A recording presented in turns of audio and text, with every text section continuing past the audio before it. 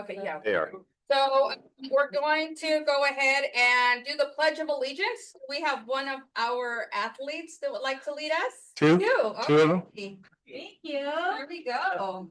So if we can please stand, face the flag, and go ahead and lead us. Pledge Allegiance to the flag of the United States of America and to the republic for which it stands, one nation, under God, indivisible, with liberty and justice for all. Thank you, gentlemen. They're not that shy during the school day. I will say that. So we will move on to item 3, the approval of the agenda. Oh, I'm sorry. Roll call. Start with myself. Virginia is here. Renee here. Catherine's here. Jeff and Carl are absent. Carl's, Not I on think yet? he's gonna It's try gonna to, be remote. He'll try and jump on. he's gonna try to get on. Okay. So what we can I do is think we he's- can let you know when he jumps on, we can make the announcement. So Olu, when he joins, will you just let us know and then we can make the announcement? Perfect. Thank you. Yeah, I told boys threw me off. Okay, so now we'll move on to item 3, approval of the agenda. Make a motion to approve the agenda. A second. Okay, Renee motions, Catherine seconds. Roll and call vote roll tonight. call. Well, do we have to do a roll call if he's not on yet? Oh, that's right. He's not on yet. You're right. I stand Okay. corrected. Sorry. You're right. So all those in favor say aye. Aye. Any opposed? Nope. So motion carries. Okay, we are going to move on to item 4, communication, and we just Yes, have ma'am. one speaker. You don't even have to say my name. No. I want it to be a surprise. Yeah.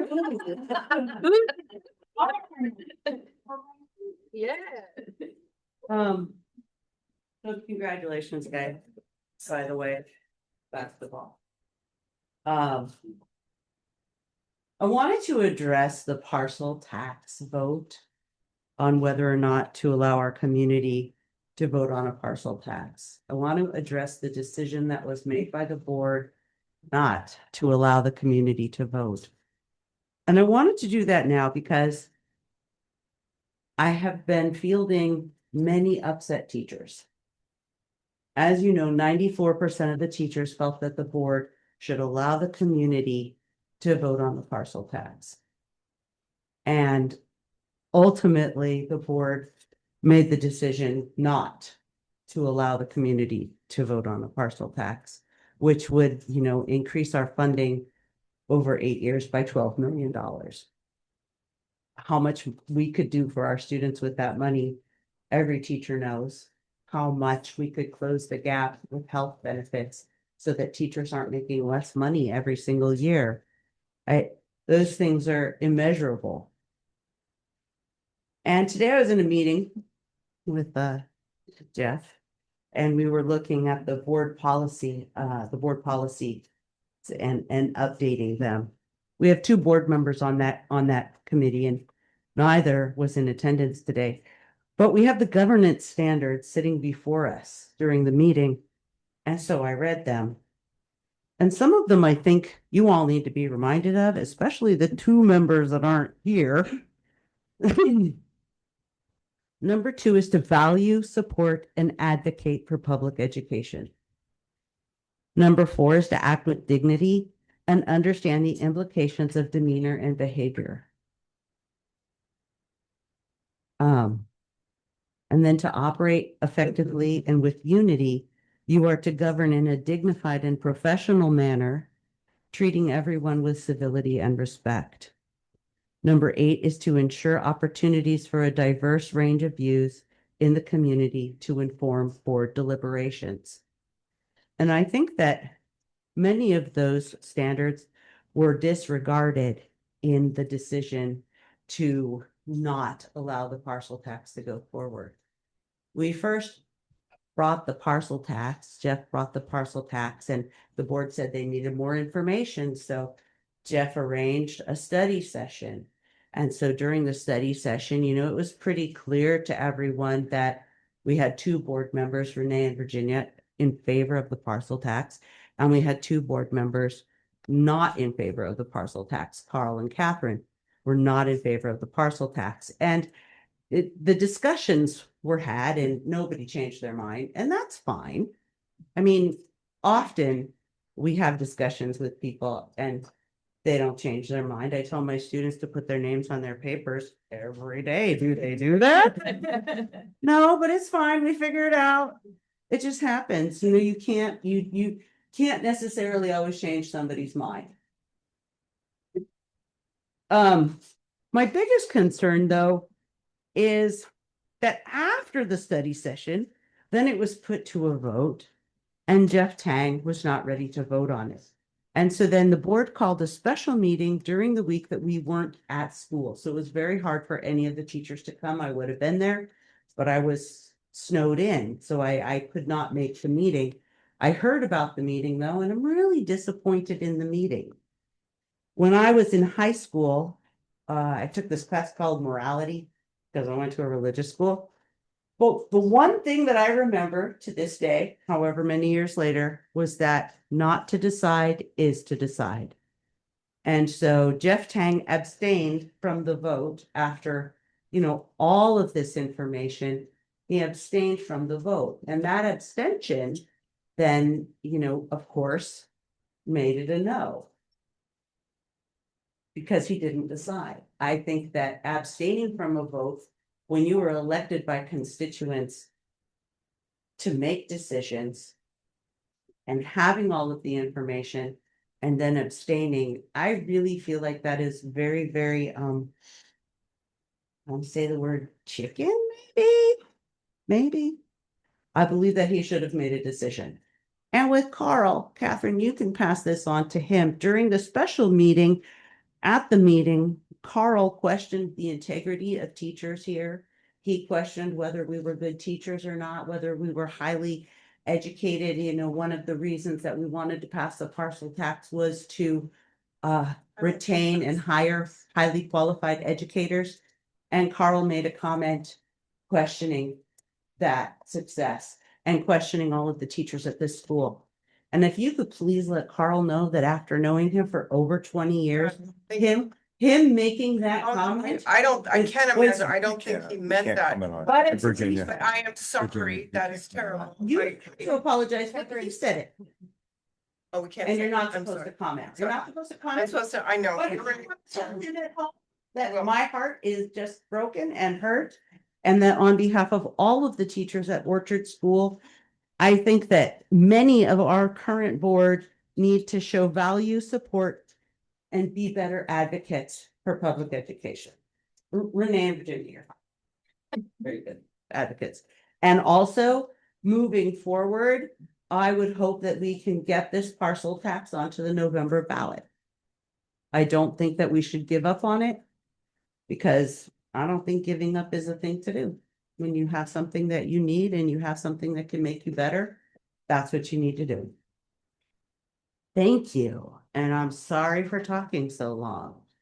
And for those of you who don't know, who happen to be in the room, my name's Erin McCarthy and I'm the president of Orchard Teachers Association. So. Yeah, I know, right?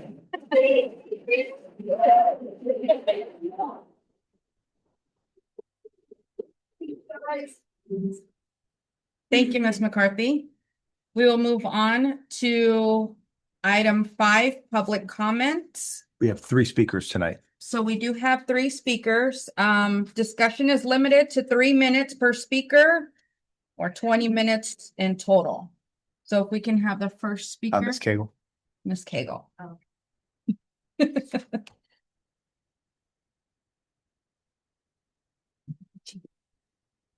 And everything. Fine. I will probably just email this as well, so. Here. These are most of this. So good evening, my name is Liz Cagle. I'm an employee of the district and a parent of a child who attends here. And I'm speaking directly to the 3 board members whose votes or lack thereof ensured the parcel tax not to be. I do not feel supported by you. I do not feel represented by you. Not as an employee and not as a parent. You knew that 94% of teachers wanted this measure on the ballot. You knew it was projected to bring in 12 million to our district over 8 years.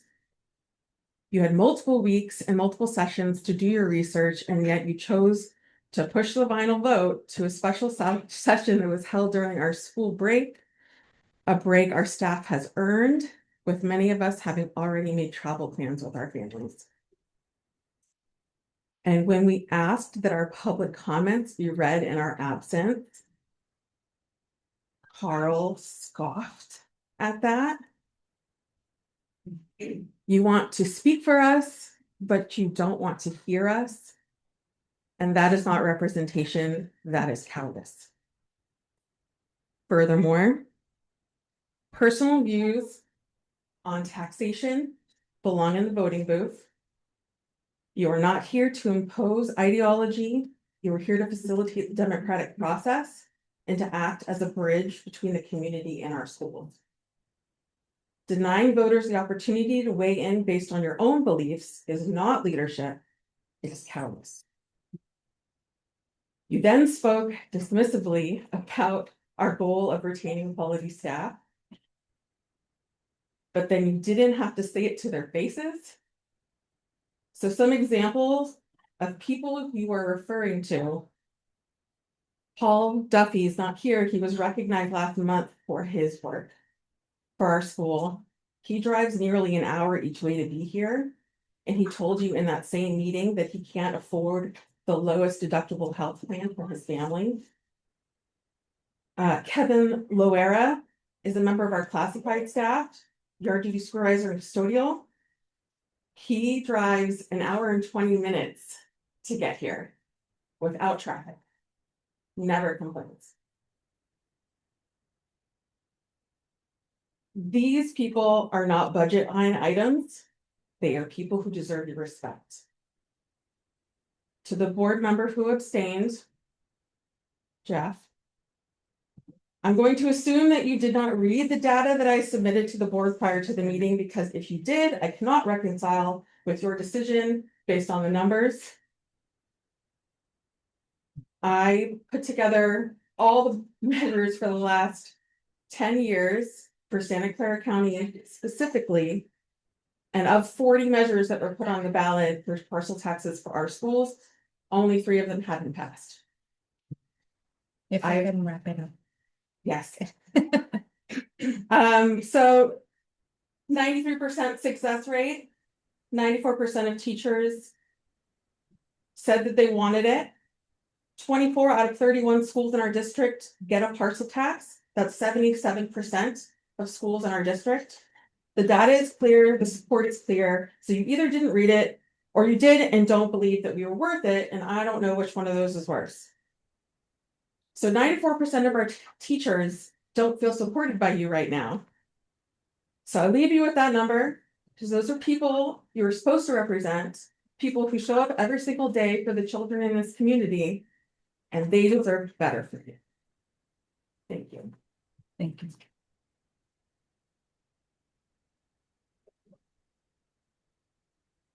Next was Mr. Bushels, next. Okay, Mr. Bushel.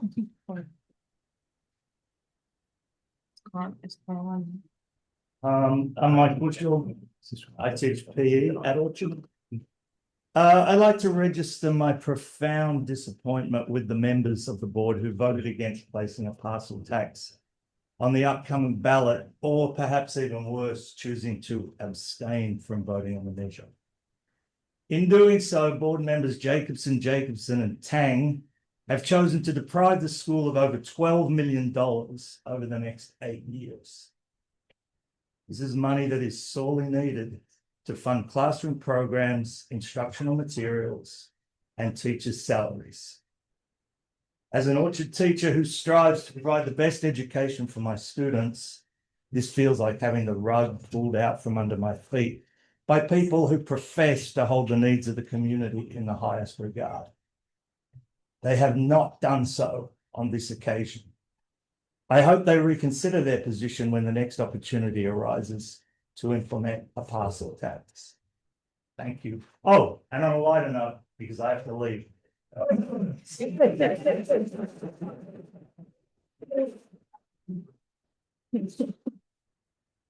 Ms. Ellenwood. Next, Miss Ellenwood.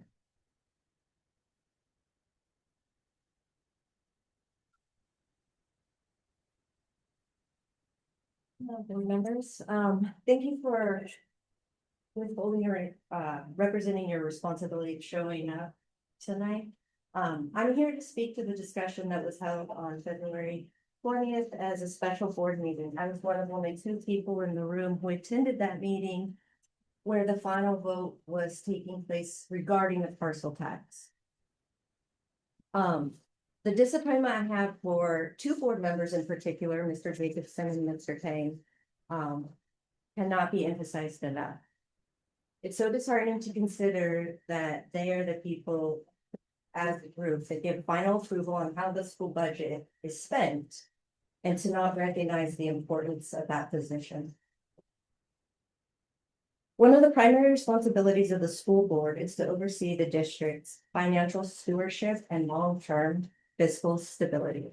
Given this responsibility, it is extremely difficult to understand the decision not to pursue an option that would allow the community to consider additional funding for our school. Placing a parcel tax on the ballot would not have guaranteed its passage, but it would have given the voters, who are people in this room who live in our community and in our district and send their children to the school, an opportunity to let their voice be heard and invest in their local school. As a basic aid funded district, maintaining strong and stable local revenue sources is essential to sustainability and the quality of our program and services. I think case in point is the students in this room right now and their amazing coaches. These are things that our school needs to spend money on. With the additional rising costs of everything going into the next 8 years, it is hard to understand why the board, who is supposed to value, support, and advocate public education, would not be willing to put a proposal on the ballot to allow more funding for our school to operate. Thank you to the individuals who see the importance of that. Thank you. Thanks.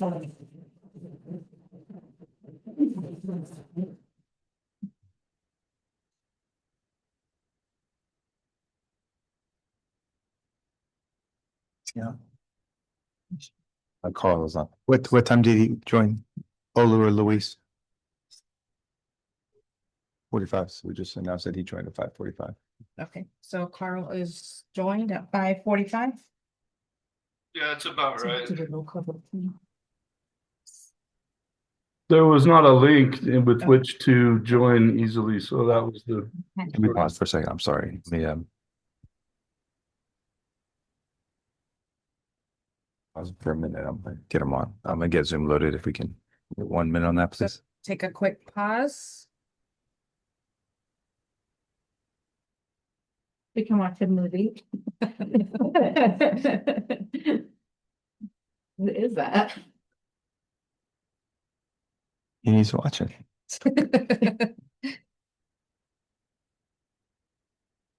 Let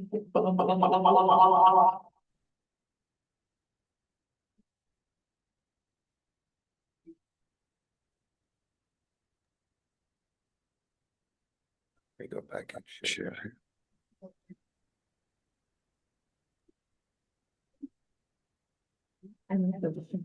Oh, yes. We're gonna have some feedback going through the microphones.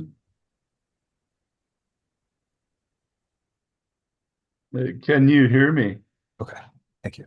Okay. Thank you for your patience. We will move on to agenda item 6, consent agenda.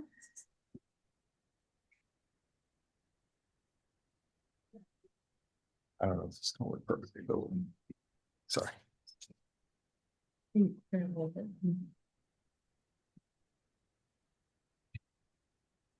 So any questions on the consent agenda? I'll make a motion to approve the consent Yeah. agenda. Yeah, hang on. Can you hear me? Second. We can hear him. We can hear you. Okay, I wanted. I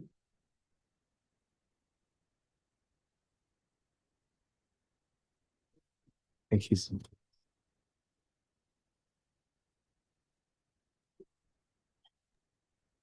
Can you hear me? Can you speak again, Carl? Yes, can you hear me? Yes. Okay. Yeah, I had an item, I mentioned it to Jeff before. I wanted to have a short discussion on what one of the items were in the expenses. Otherwise, I had nothing to pull on the consent agenda. So if we could pull the expense report out and make a quick comment about at least one of the line items, that's all I wanted to see. Full expenses. Just need a motion for the other ones minus the. We need a friendly amendment. Next time I have an item.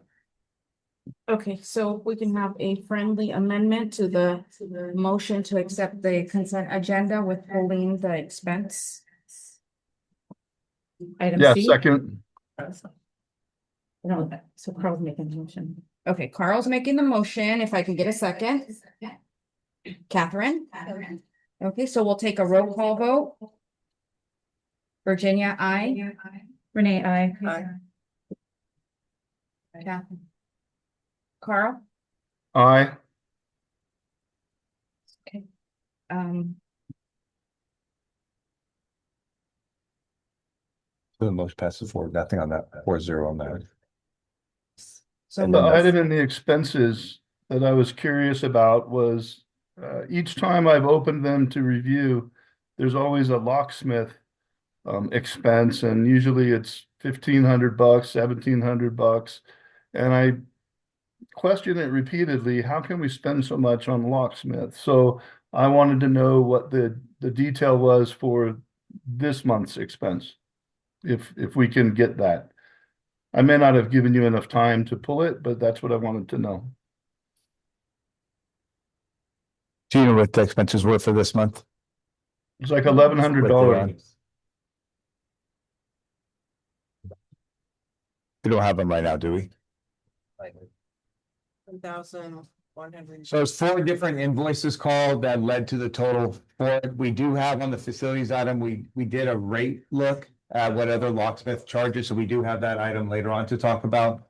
But we Excellent. have to pull this item all together and go back and bring the itemized list for it. Well, let's just do that. Let's just look later. Okay, so we would, then at this point, then we have to bring back the district financial activities for February for the next meeting, Olu. And there would be a separate item. And then under the separate item, we'll pull the invoices for February. Can I make a comment? I've said it before and I'll say it again. We get this stuff ahead of time. So if you would like information on an item, it's great to give our staff a time to pull the items and not ask for it while we're at the meeting, but allow them the opportunity to have it prepared for the meeting for those questions. Yeah, I agree. And I did in fact do that, but I don't think I left enough time. Could you hear me? okay. Yes. Okay, good. May I ask one question to our staff, though? Is there any financial item in there that has to be approved tonight, Luis, under February? Are we okay waiting on everything else? So we're always good anyway right now. Perfect. Thank you. We'll bring that back. Thank you. Good, thanks. We are. Okay, let's move on to item 7, which is our 6th and 7th grade basketball team celebration. So this season, our 6th and 7th grade boys basketball team showed incredible growth, teamwork, and determination. We celebrate not only their wins on the court, but also their sportsmanship and commitment throughout the season. Great job to our team. So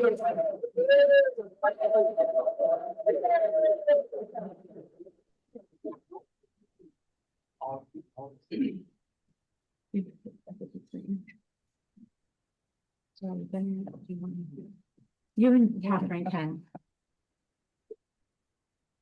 I'll stand if you guys do this. I don't want to. We can just read, actually, Coach Henry, Go over there. we can have him come up. He can read the names in Okay. in the order, and then we can give him the certificate.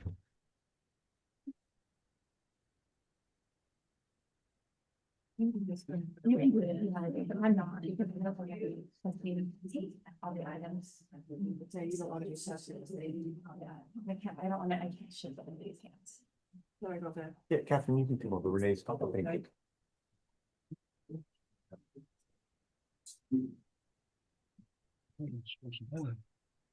So usually we would shake the boys' hand, which Catherine and I can, but just out of safety for Renee, we're gonna hold off on that, so be good, boys. You're good. You're good. No little Yeah, foul fine. play.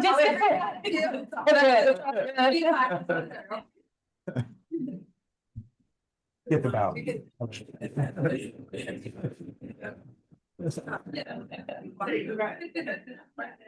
them, ladies. We don't have to do that. It's the shirt. It's the shirt.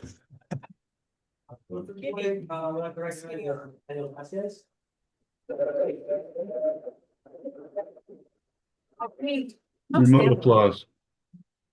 Next is Brian Chen.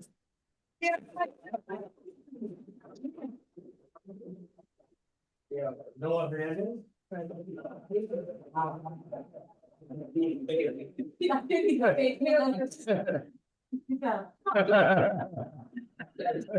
Louise.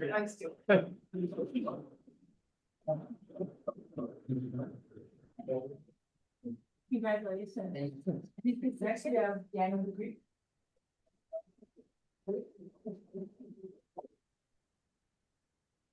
Matthew Delgado. You can put this in probably really loud. And Adrian Bucks.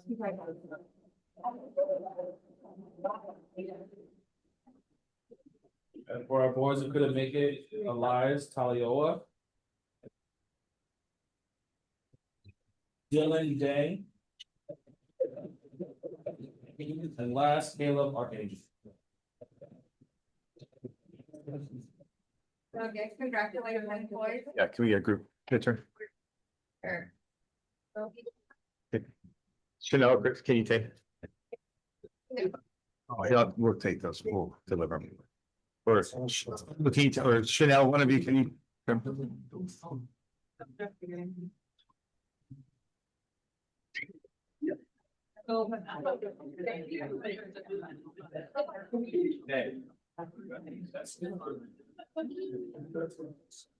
Ready? 1, 2, 3. And step to plaza. Ready? 1, 2, 3. And 1, 2. Awesome. Thank you. It's, I like those last. I like. I was good. Good. The little one you put out there like this. The dollar store. Congratulations, guys. So great thing. That was nice they came. It's fun. Always fun having them come.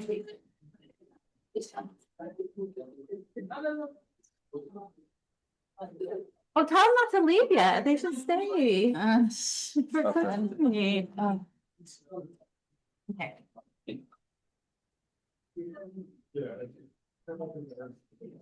Okay. So let's move on to item 8.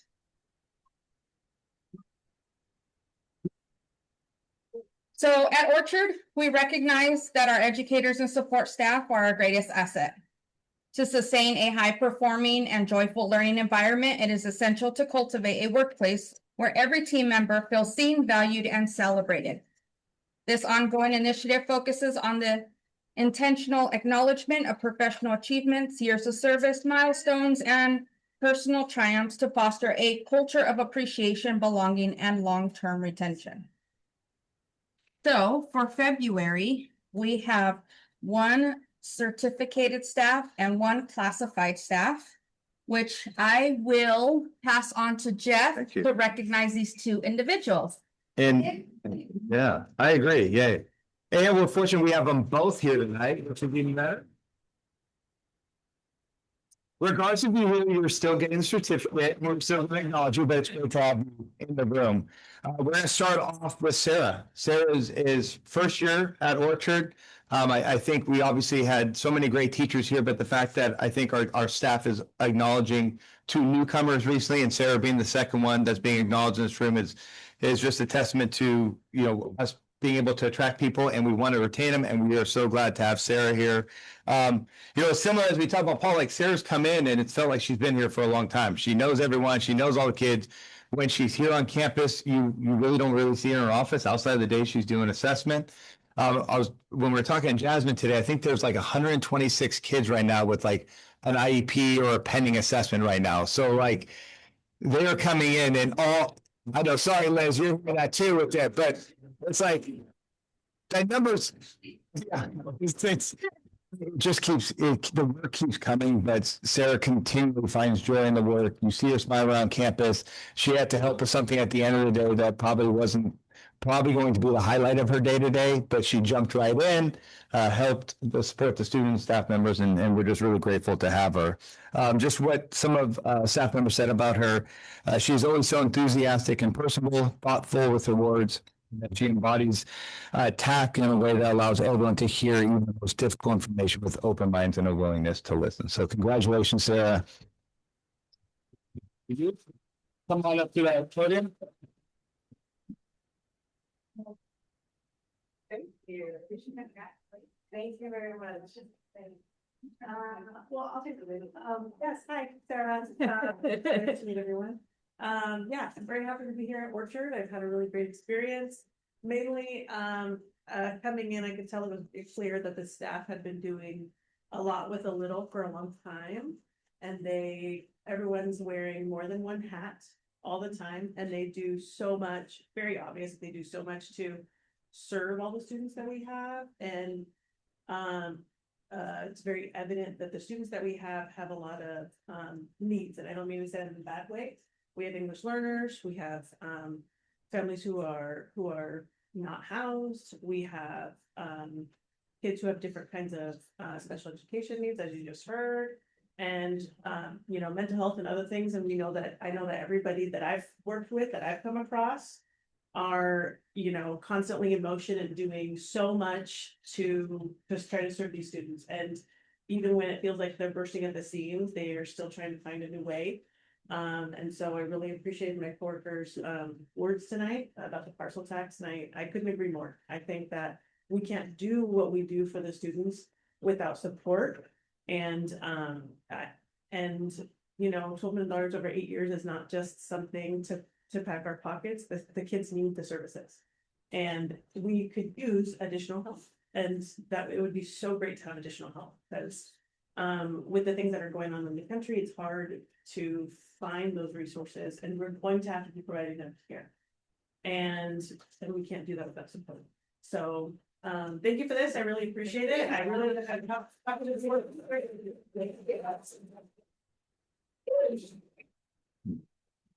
And our second winner, I'm sure, is going to be really happy to be in the spotlight right now. I'm sure it's the highlight of his day. But it worked out ready for basketball, and you do such a good job with basketball. But I think the bigger part that we all see is what he does every day, working with our special education students, our middle school students. He partners with Brandon.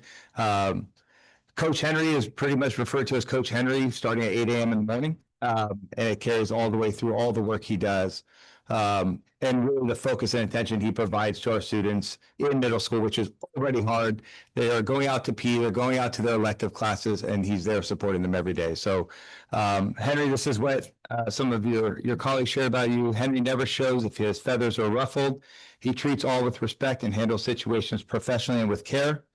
He always says hello and greets people with a smile. He's always willing to help and will try his best to meet everyone where they're at. So we're happy to celebrate you tonight. Congratulations, Henry.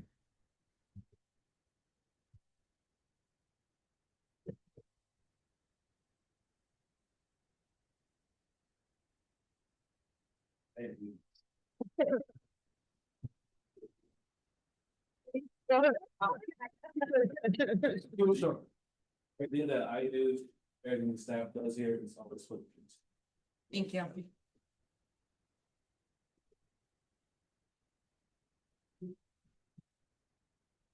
Now I can take the full picture.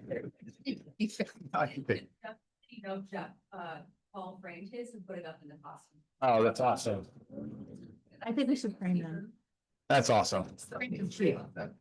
Love that. Thanks for the idea, because I think that's a good idea.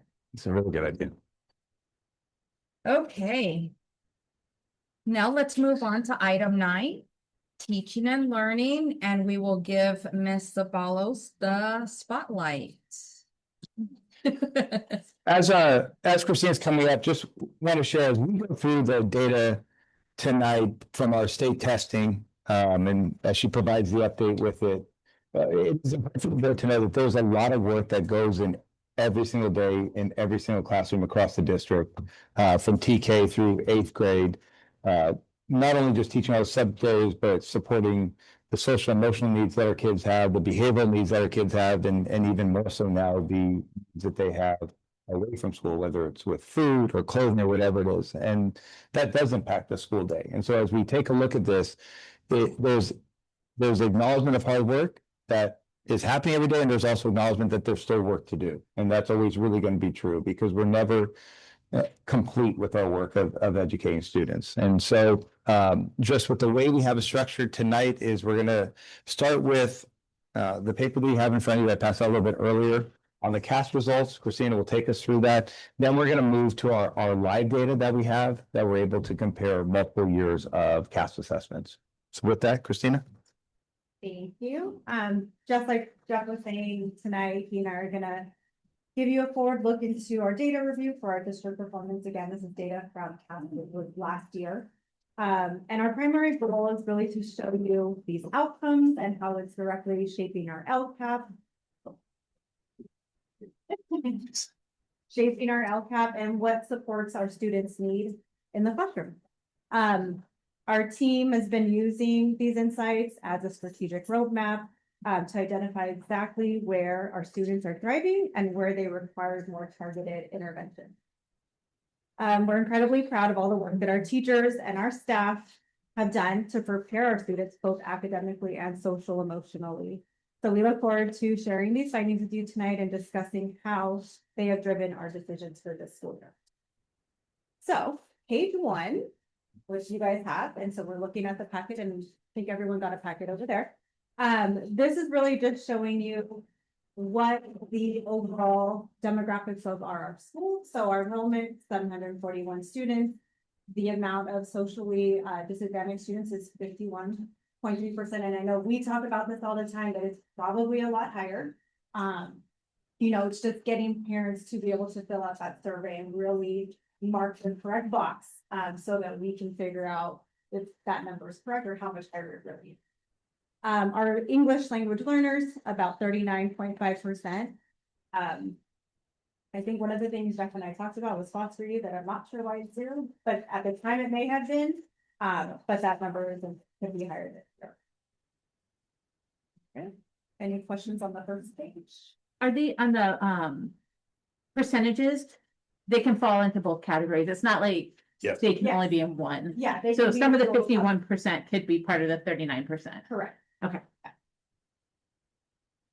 So if we take a look at the next page. And so taking a look at chronic absenteeism, I know that Jeff and I have addressed before over the past couple of years about our chronic absenteeism. We've been working with the county office through differentiated assistance. We've had 2 coaches at this point who have worked with us. We've had a team that has changed over the years depending on what our focus is for the year. And so it's ever evolving. We were able to get out of differentiated assistance for chronic absenteeism because we've seen the increase of students coming to school more regularly. However, it's still at the forefront because we know that in order for our academics to go up, students need to be here. So you'll see that we've increased the rate that students are attending. And then you just have the breakdown by subgroups on it. Suspension rate. So one of the things that we focus on, we are in year 3 of PBIS, so positive behavioral interventions and supports. We have a committee, we've been working with the county, we've been putting interventions in place. We have our broom bucks, so parents, if you see those, this year they're green, broom bucks coming home, we use those as incentives. We have a broom buck store monthly for both elementary and middle school, and I will say, I have one middle school teacher, two middle school teachers here. The middle school broom buck store has been a hit this year. We have a lot of students coming in. It's been a little bit challenging in previous years because they just didn't find the incentive as incentivizing. But they really do, and we have found a way to get them food, and they are working for those broom bucks. So it's working, overall. So we've been able to lower, our suspension rate between the PBIS work and then also, I think having a full team, having 1.5 psychologists, 2 counselors, an assistant principal, Jeff, all of us together, we've been able to reach more of our students in a more restorative manner. So having the time and the manpower to really do restorative circles and talking through what we are seeing behavior wise with our students versus having to jump straight to suspension, because we all know the data for suspension, it doesn't do much. I mean, obviously there's going to be circumstances where you have to suspend, but we really try to work with students and their families so we don't have. All right, next page. So here we have our English language arts growth.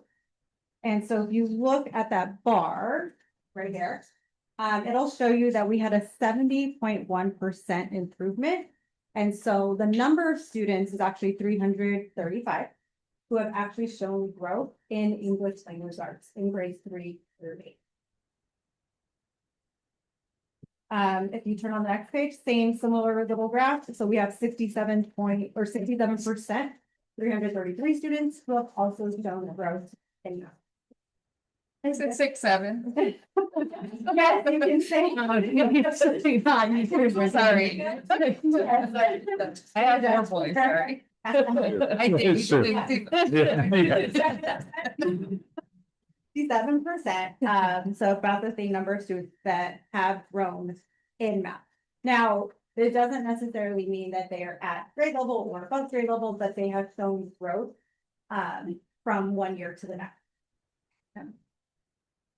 And last but not least, we have our English language learner progress. And on that one, we also see growth, and what growth looks like in English, for our English language learners is on the LCAS, meaning that they are growing, if there's 4 levels, so level 1, 2, 3, and 4, so moving from one level to the next. So they're at least growing somewhere within that range.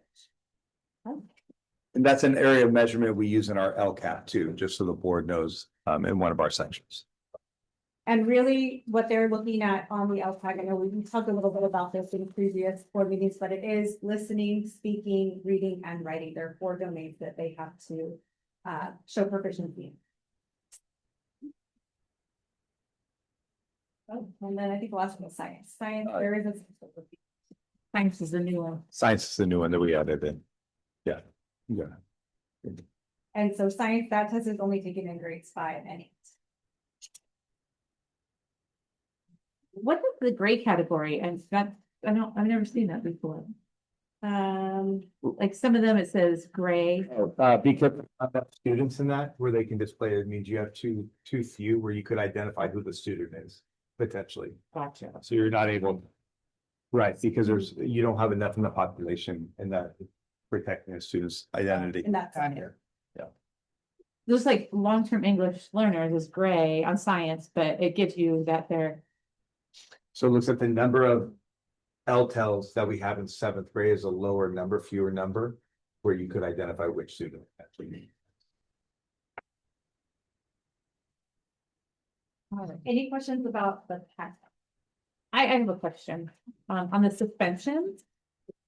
So when I look at the suspensions and I look at the highest categories, there are probably some of our most vulnerable students are being suspended, our homeless youth and our students with disabilities.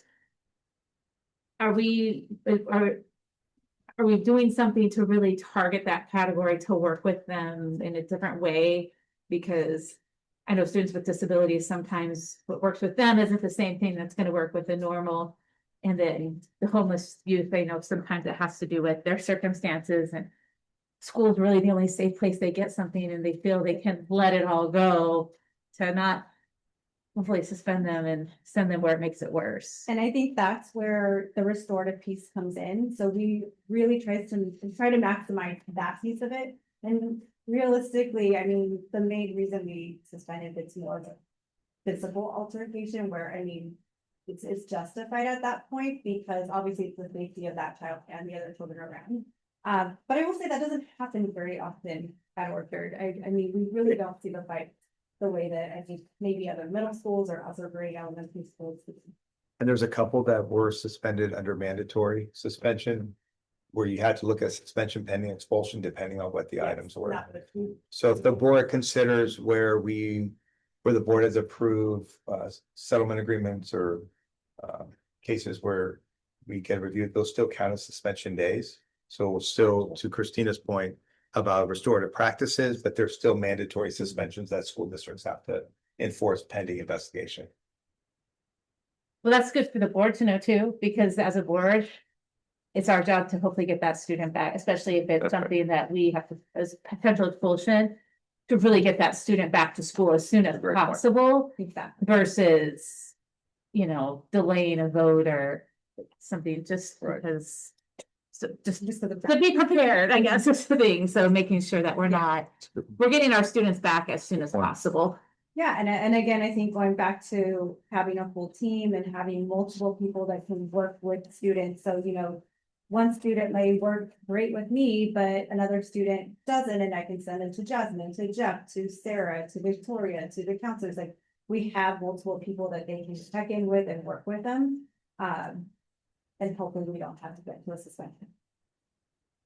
And correct me if I'm wrong, but I believe this practice was recently reviewed. And kind of Mhm. just reviewed It and was. seen how it could be improved and things were adjusted. Yeah, and I think the other thing is, you know, some years are tougher than others, and it depends on the students that you have those years. You know, any other questions on the text before we move on to the live data? So Jeff is going to navigate data zone, and while he's already got that up. Good job. So data zone is our data storage, and so one of the ways we've talked to you guys a lot about Bay Area tutors who we've brought in for the past year and a half at this point, and because we use data zone through the county, that's how we've been able to actually get the grant money to have them provide services to our students. So All we right. can show data. So as we go through this, you know, one of the things that we've been doing with Data Zone is we want the data that we're able to see and track to match what we have in our LCAP or what we have in our differentiated assistance or what in our strategic plan where we're trying to go, because we need alignment to see what our progress is and what areas we need to double down on. And so when you look at the 8th grade data, one of the things that was coming up from some of the research we've been seeing is the importance of going back and looking at the 3rd and 4th grade scores for students. Because what they're finding in a lot of schools is that the data that you have in 3rd and 4th grade is matching the data you end up with 8th grade. So you're not seeing that jump in growth. So as we're looking at the assessments that we have from kindergarten through 5th grade and 6th through 8th grade is really to track what type of progress students are making those early grades. I would say about 20 years ago, they always talked about 1st and 2nd grade. And 1st and 2nd grade is still really important grade levels in terms of reading development. But right now it's taking a look at what are the academic scores across the board in 3rd and 4th grade. And can we get our students growth in providing the right intervention at those pieces? And so our summer school program this year is going to focus on our 2nd, 3rd, and 4th grade students because of the data we're coming in.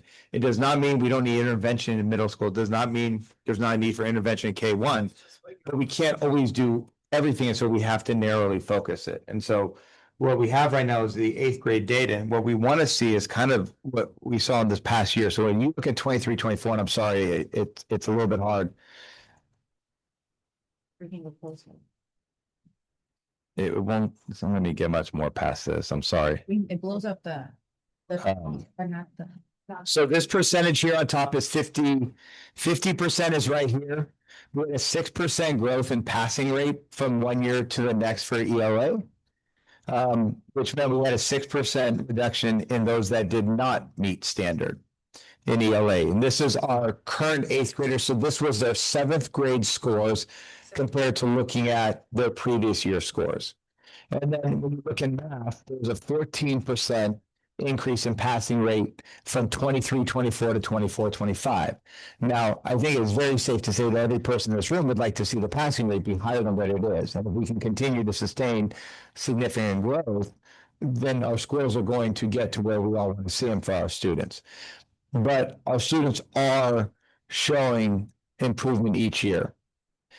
So then when we can look at what we've seen, across the board for all grade levels, is growth in our yellow and green bands, which is a really good thing, and a decrease in the red bands. There are some grade levels that we don't see that in. It does not mean teaching's not happening, but it does mean that it's an area that we have to focus on. What are the skills we're centering on? Do you want to talk a little bit about the math pilot now too, as we go before we break down to other areas? Thank you. Before I move on to that, one of the things when we were looking at the data between this data and also NWPA, which is the benchmark data, is for the students that we're targeting for summer school. In the past, we've really focused on the red and the orange students, and then bringing in the yellows. So it would be red, orange, and yellow students to try to see the maximize our growth during our intervention program. We are currently going through our math adoption. One of the things that Jeff and I have talked about is, we have outdated curriculum. Where should we start? Should we start with ELA? Should we start with math? But after looking at the data, it was clear we really needed to focus on math. We had been waiting for a while just because the county advised districts to not move forward with math because the framework wasn't out yet. So finally, framework was out, and then we're waiting for the state adopted this because we obviously want to get funding to help us get our new curriculum. So I put together a committee. So we do have kinder representation, first grade, third grade, fourth grade, and middle school teachers who are all a part of the pilot. We are currently using Savas. That's the first curriculum that we're piloting, and we're looking at Amplify and Excel as well. I can share with you guys, I can put it in a board briefing, the tool that we're using or that teachers will be using, but really what it's looking at is both the student and teacher experience and then also the assessment and data component that the curriculum offers. I have a cute fun story. I was in an observation for one of the teachers this past week, and she was actually doing a lesson from Saba. So when I debriefed with her, I was just, asking her, how did the kids like it? What are you thinking? And she said, she had a big smile on her face. She's like, the first thing the kids said when I brought up the curriculum was it's in color. And they were so excited. If you haven't seen our previous math curriculum for the past 10 years or so, it's been black and white pages. Teachers had to go in and pick and choose what they wanted in their workbooks. Very basic, really not exciting. I'm sure teachers can attest it's not that exciting to teach either. So having a curriculum in color, there's a video, so there's a tech component, an online component. So she was sharing with the students an engaging video, and she was able to pause and ask questions and then can see the video. And so the kids were just really excited, and it showed in her lesson too. So some neat feedback. Obviously, we still have a lot to do. I've got to get more feedback from all the teachers and the grade levels. And so just wanted to share that. When does the math adoption have to be done by? We're looking at end of April. So it would be looking at bringing it to the board sometime in May. Oh, so it would have to be, we have to start the next school year with new math curriculum. Yeah. Well, That's the plan. I didn't know if the state had a deadline yet, so. It's not, deadline is kind of self-imposed at the point, other than we have to update our curriculum. It would make more sense for our teachers to have an opportunity to start the year with the new curriculum and not have to have two curriculums once they get into the school year. So our goal would be for the board to approve it in May, and we place an order right away so that the curriculum's here on site by the time our teachers come back. And I think being able to attend the SPDF meetings and hearing from the other districts, what they've tried, what's working, what's not, and obviously they have larger districts with more schools, more teachers, and so just hearing from them, and then obviously hearing from our teachers, just getting a better idea of what the best fit is for us. So this is our current seventh graders, so this is their sixth grade score, so if you could work back from 6.54 to third grade there. Again, looking at the growth, I'm sorry, it's not letting me go any bigger, it's only blowing up Orchard Elementary and all the at the top, but it's keeping the chart the same size.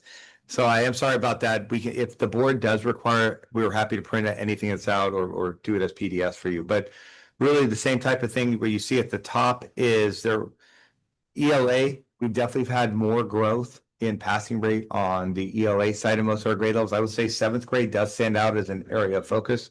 Or sixth graders from last year area of focus, which is again, going back to what Christina was talking about, why we're going back to third and fourth grade and looking at what interventions being put into place. And these are all new groups that the county actually helped us create because these groups did not exist before. And so again, the partnership with the county is important to us. And certainly as is the Bay Area tutoring grant that we receive. So here are our current sixth graders.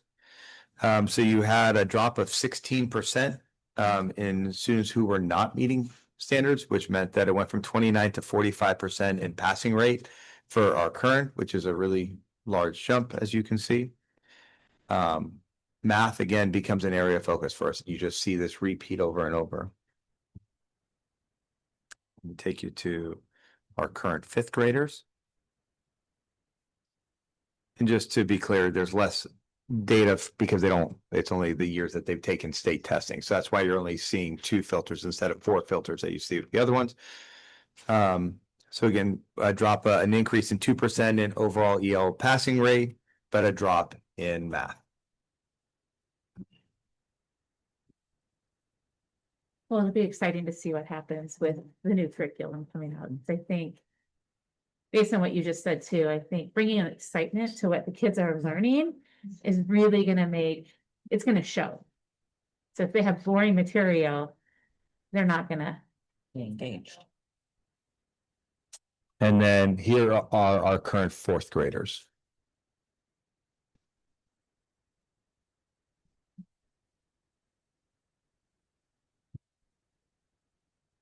Questions, feedback, anything, Christine, we missed hitting on?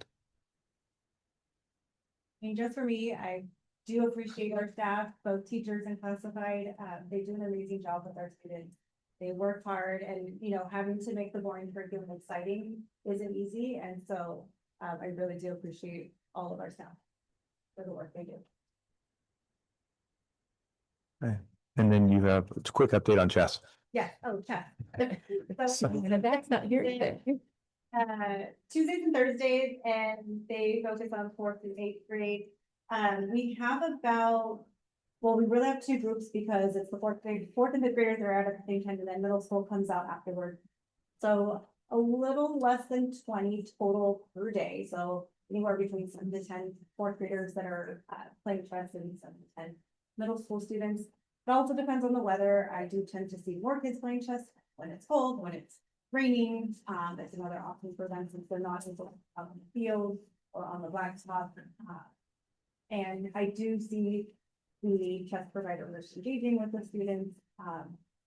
So I think it is something that's good for our students and they're excited to learn about it.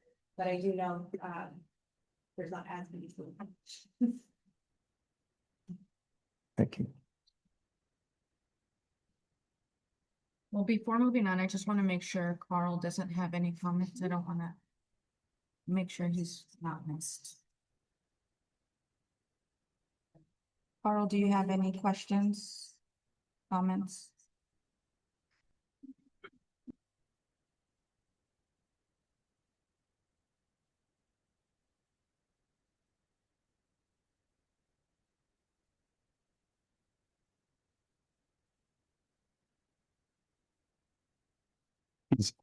No.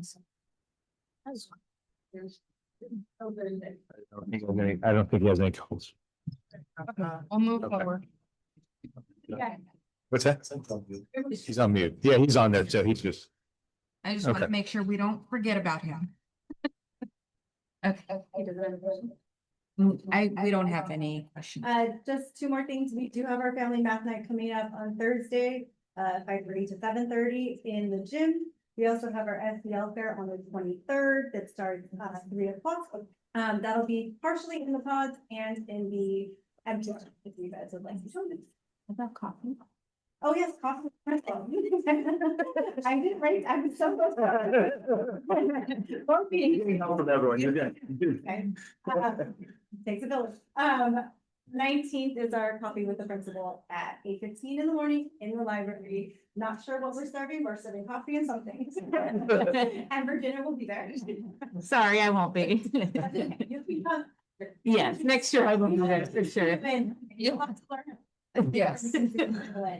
I do want to ask if there's a way that you can, not the whole presentation, but some brief update in your board briefing, because our board member who wanted this information and was very adamant on getting this information, it was, his request isn't here, so I want to make sure that he knows that we talked about it and we didn't. Specifically, you're talking about specifically for the class, though, I believe, right? So we can work on that, yes. Thank you.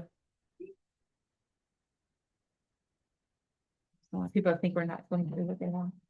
Perfect. So let's move on to item number 10. There was no. No, just it was for information, discussion, sorry. Okay, so we'll move on to discuss the facilities master plan. I will pass this to Jeff. Thank you. Chanel and I will hit on this. The first one I want to discuss is I know there were some questions from the board about locksmith and the services that we have. We did talk about some of the aging of our fences, which does cause some issues, not to mention just locks in general that we have here. What Chanel was able to do, and thank you, Chanel, for doing it, she did reach out to 3 different vendors just to get an updated list of what the services cost. 2 of the 3 responded. And so what the board will see here is just with what their costs are associated with it, very similar costs overall. I don't know if you want to hit on anything specific with it, but Parker Security, really more than anyone else right now. They've done a good job for us over the years, and they're very responsive, which is important when you're talking about keys and locks for a school. Anything you want to hit on with it? Been with security for just a few years now. Can We were working with some folks out. Chanel, can you come to the podium? I'm sorry. Since we have a virtual member, thank you. Sorry, it's hard when you're virtual and you can't hear what's Yeah. being said. I want to make sure, Yeah. especially on this that he questioned. Yeah, no, so like I was saying, we have been with Parker Security just for a few years now. They're fairly new. We were working with Silicon Valley Lockmasters, which is actually right down the street on Main Street, but unfortunately they went under shortly after COVID. And most of their workers and technicians had actually moved to Parker Security, so that's why they were able to go ahead and bring our account over. And like Jeff was hitting on, their availability is really great. Normally when I call them, they're usually there that day. Very fairly where I have to go ahead and wait any time for them to come. We have used O'Neill's Lock and Key in the past before, prior to Silicon Valley Lockmasters, and we did reach out to them. Reasons why we also kind of moved on was because their availability was not great. They did not respond to my email or call. I did reach out to First Bay Locksmith. I did see that they work with other schools in the district as well too. So I did want to ask for the rate sheet, and that's what was able to go ahead and find. You want to talk a little bit about the purchasing of the blocks of keys, how that works? Just because Parker Security, we have the keys associated with it for cutting. Yes, yeah. Are you talking about the padlock? Yeah. Yes, yeah. So basically, anytime that we need a padlock that is key to our master key, we go to them for it. They've actually been really helpful. Before we used to get these padlocks that, that we've been used to be getting in, with their experience, they've actually introduced us to a more higher security padlock, one where you can't break, cut, which a lot of our padlocks were doing to our containers. I want to say before last summer. So that's why we had to upgrade to our basically thicker, bigger padlocks, which we haven't had any issues since. Oh, nice. Yeah, so like we haven't seen any break-ins in our containers or anything like that since we moved to those better padlocks, thanks to Park Security for giving us that information with that. And then we know the item was pulled earlier, so we'll be able to pull just like what the most common or what the projects were in February that we spent on. Okay, awesome. So now let's go to The next item is we had an opportunity, Carl was able to join us too. We did a school visit to Campbell Elementary School per the recommendation from our architects from Ada Shree, who I know most of the board, actually all the board had a chance to meet Shree before. She took us there as a recommendation to see the flooring projects that they've done there. The benefit of going there, we also got to see what they've done with their TKK buildings and their playground area around the TKK building. And so we wanted to just kind of share a little bit about what that looked like. It was great to see it because we were able to see flooring. That probably is something that we could use here. We know we're looking at a flooring project this summer. It is still very realistic for us to do the entire elementary and middle school flooring over the summer. We do have to move pretty quickly with identifying, the type of flooring, and we do not have as many DSA requirements for it because we're replacing with light flooring. So if you're replacing carpet with carpet or LVT with some sort of an LVT tile flooring, you don't have as many hoops to jump through in terms of the state eyes because it's considered a modernization replacement of it. So that's very, very helpful for us in order to get it done. It is going to be a tight schedule. As we know, we have summer school. There'll be a lot of coordination as we move through summer school and make sure the buildings are all done by the time our staff members come back. And summer just gets shorter and shorter. Sure, the teachers feel it being shorter and shorter, but definitely on the facilities and maintenance side, it does feel tighter. And so we have one less week this year of summer school and hopefully getting that all done. And we'll have some pictures that will come up to it. The other piece that was really helpful to see was what they did in their NPR for flooring. And so a lot of people have to the same type of flooring on the stage area and the flooring for cleaning purposes, which has become obviously harder in some buildings. Second one that we're still working on is the painting of the entire school, the exterior of the school, I should say. And so that's still in work. And then the TKK building. But it opens that the TKK building will come back with some potential drawings very soon with the architects. So we're working on all three right now. One of the things that we did get a question on that we wanted to come back to the board on, which is really important, is how many bond. The event center, did you talk about that? I totally missed you. Oh, sorry, no, I didn't. I didn't say a word about that, actually. The event center, we're still working on the roofing project. We did receive bids and we do need to bring them back in April for the board to approve the bids. Thank you for bringing that up, Renee. And the second one was the waterproofing of the exterior building still needs to happen. Obviously, we've been fortunate with the weather. We were not able to do a second visit to see the siding that was done. We only had the one visit, Chanel, at Saratoga High School for that visit. And we were hoping to get a second one. We wanted to see a more aged building. Unfortunately, it wasn't available. Now I will move on. Thank you, Renee. One of the questions that came up was our bond dollars in hand. So we currently have 4.6 million of bond dollars in hand that we can use towards projects.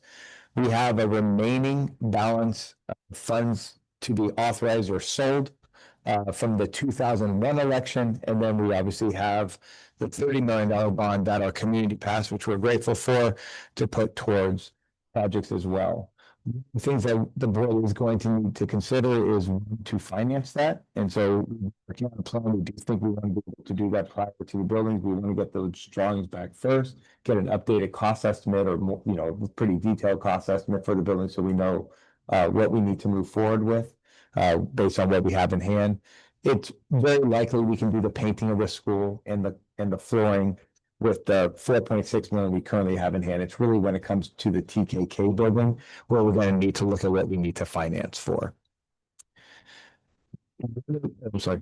Be able to potentially go to the bond or the state funding that was just facilities for schools that was just passed and try to get some money from that for some of our stuff. It's update actually. Chanel and I had a call this week. It's perfect. That's good. So anyway, so with the bond dollars, that's where we're out there with the payment scale. One of the things that Chanel and I just had the meeting yesterday with was DGS Services. They have a small district task force that they've created. And that small district task force is focused on supporting small district based on the money that they're setting aside for a small district, which isn't a ton of money when you hear the numbers. It's like 350 million for new build and 400 million for modernization. I might have that backwards, whatever it was, but it's not that much when you consider most school districts in the state of California are actually considered small school districts. But during the call that we had, if we have a facilities master plan that meets the standards that they have, which is something that we're looking at right now to make sure what the board's already approved does match up to what the statutory rules are with it, They will then do a site visit. They basically go around, they count and make sure the number of classrooms match to what they have on their documents for us. And then it makes us eligible to then apply for the small school district matching funds like November 2nd. And so we want to have all that work done far before November 2nd, so we can get in the pool. If we get the money, the way the split works, it's about 60% that they supply and 40% we would have to come up with of local funds on the higher side. So it's pretty incredible, obviously, for a small district like ours, with the bond dollars we have, that would really carry them a lot farther to those other projects that we weren't able to build out. If you think about how the board tiered projects, tier 1, 2, 3, 4, and those 4 projects, we weren't saying they just weren't as important as tier 1. If we were able to get that type of matching dollars on any of these projects, it would allow us to go deeper into those other projects that I think we all saw value in here. So that was a really good call. She already followed up with an email that she sent us. I think it was actually yesterday. She followed up with some items that we had to do and then some follow-up from them. She also gave us an additional contact person because there is a group within DGS that actually focuses on TKK building modernization, and there's actually specific dollars set aside for that. That seems like it's actually harder to get just because there's such a need for TKK, but we certainly should apply, because if you're able to get any of these, what it does for us as a campus is pretty significant. So. Awesome. All right. Money. A lot of money. And then just some pictures from it. This was actually a shade structure. When we were walking around it, we all kind of envisioned this is something that could be in middle school. The one caveat about this, water gets through it, so it's not a dense fabric. It's more for shade coverage, but it was nicely done. You see the tables underneath it. This right here is their TKK playground. So this is on the side of the building with it, and they have a little bike path that goes around it. What was great about seeing that is the angle of this building is really similar to the area that we're looking at for TK, so it's pretty narrow, but there's plenty of playground equipment there. And I will say, at least of the ones we saw, they all use a synthetic turf around their playground. I don't know, Chanel, do you want anything to that? I mean, the visit was great, like Jeff was saying, just seeing all the different spaces, but specifically with this play area, they were also showing us the paint they go around as well too. And they let us know that they use a special paint, and apparently the paint that they have on there is over 10 years old. What? Yes. I was like, this must be new. Yeah, the only thing they ever retouched, I believe, is the outline of everything, the numbers and anything that they have on there, but the path that you see on those photos is actually the same paint that they've had there for the last 10 years. Wow. I know. That's What kind of great. paint is it? It's one that they use on sports courts. So. Yeah, I had those. And it's not slippery either No. with it, which is kind of a nice, It's important for little ones. considering we have kids running on it. Yeah. It doesn't look like it's faded very much, or like it's very little, like unless you were there when the paint went down. You would have noticed. That's great. Now, for the main purpose we were there for was for flooring. And so the middle picture is actually something when we were talking with Luis and the need to change the flooring in the kitchen even. This flooring that they have in here could definitely be in the kitchen. The worst thing that happens over a little bit of time, it dulls in color a little bit and becomes more of a beige tone. But other than that, the integrity of the floor stays. And it's a nice middle ground between what is currently in our middle school bathroom, that high textured, so for slipping and hazards with water. And certainly not what we have right now in our elementary bathrooms. And then It looks like it would be so It- slippery. it wasn't. You know, We actually did It's not. It had It texture. was slippery. Luis, Chanel and I, there's water on the floor of all these surfaces. it was funny because we walked in. Can't hear me. "Oh, lost it?" They're like, no, like it's Yeah. dry. We're like, oh, and it's definitely. I feel like somebody would just like. Yeah. Yeah, And then can you still MPR can you that they still hear have me? here, these are just long rolls. So even if it was a section was damaged, you could pull that up and then replace it, which is nice, but it's not, these little small sections of it. And then they, what do you call it, on the seams? Welded. They welded. Oh, the seams. Thank you, Carl. Thank you, Carl. You guys aren't hearing me. Seams. Yeah. Yeah, I had them get each of those surfaces wet and kind of test the friction. And including the kitchen one, it had surface in there. It had you know, some friction pebbles. It's not slippery at all. It was really good. Yeah, thank you, Carl. Whatever. Just the two things we need to look at is as we look at the timeline where the board feels comfortable selling bonds, and obviously we know we architect drawings and all that, is to also take a look at where refinance opportunities there are for our community at the same time as we look to sell, because there's cost savings if we do them together. And then obviously it opens up our capacity in the future as well. And there's savings for the community that would be felt. Maybe Chanel, anything else? Okay, questions? I'm good. Okay. Carl, any questions? No, I had comments online, but you guys couldn't hear me, so I'll just leave it alone. We covered most of it. He said he had some comments, but we covered most of it. So I'm fine. Thank you. All right. Do we need action on this? No, it's just information. You want presentation first, Louise?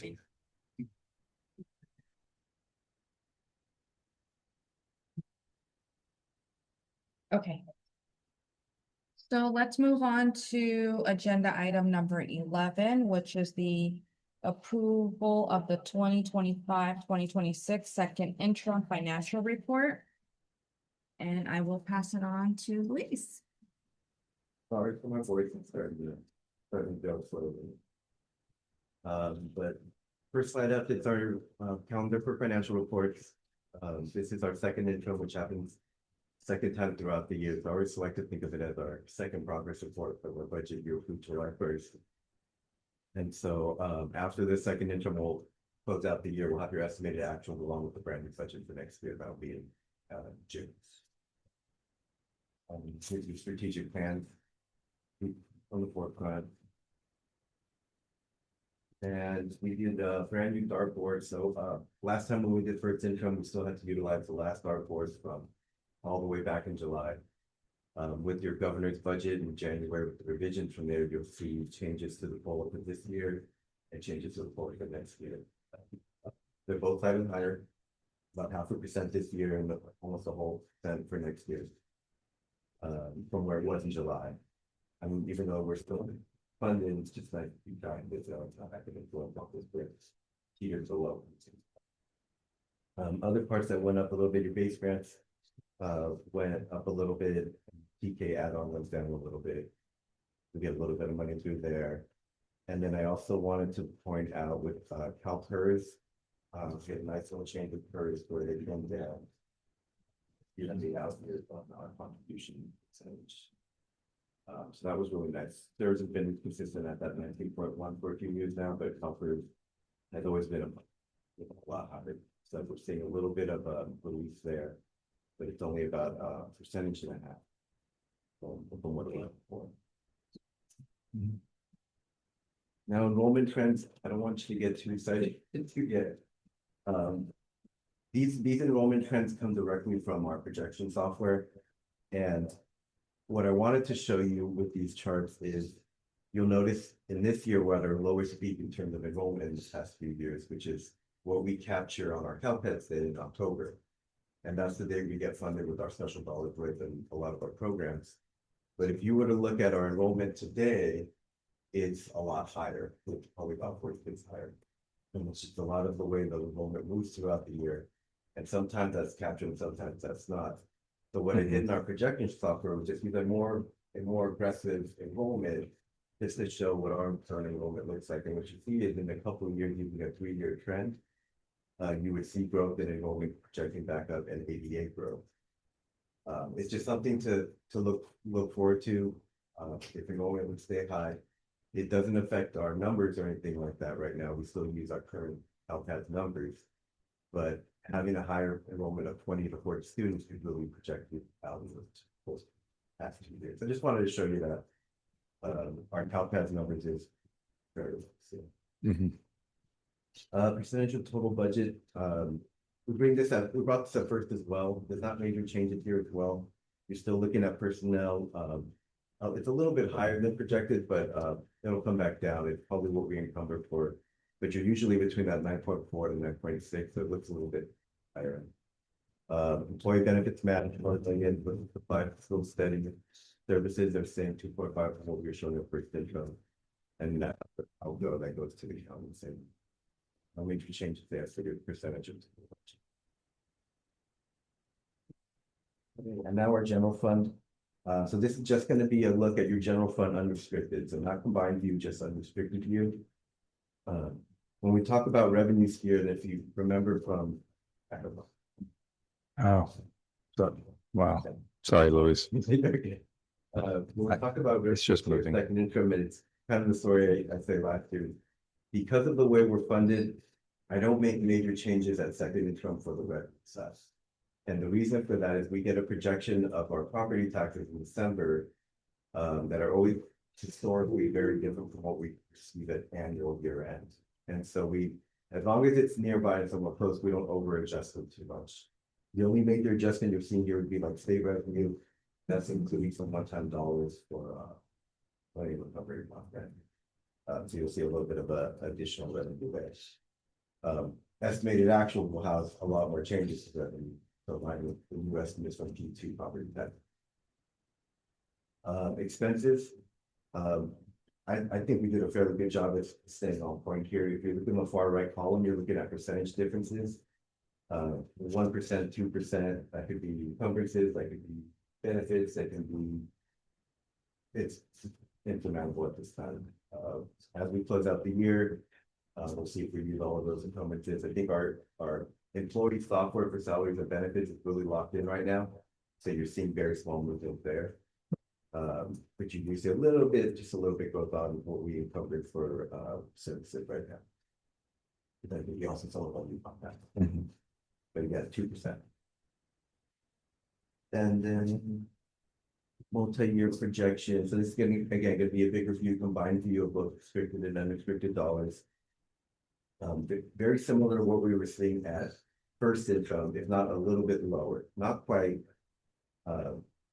not a great amount lower, just a little bit. And the reason for that is now we're plugging in some of our plan reductions for next year, and we're getting a little bit more nitty-gritty with position numbers and what that looks like. Any contracts that we can specifically tie for reductions for next year. And so when we do all of that combined, you're still looking at bottom right reserve levels of 800,000, 1.5 in the third year. Which on the next slide real quick. But you're gonna hit your 4% in all 4 years. But this year we're always barely gonna be right down that bubble of 4%. That's what we talked about at first income. Year 2, we were slightly building that up a little bit. And then year 3, where we really felt we should get close to that 11%. That additional 7.63% to get us to 11.63%. Now, it is a little tighter. I will say that you're right on that 4% mark in the current year. And year 2, you're in about percentage over. So it's just part of the work with keep contains very strict budget plan. Want to go back into the multi? Any questions on this multi-year side? Any question? Carl, any questions?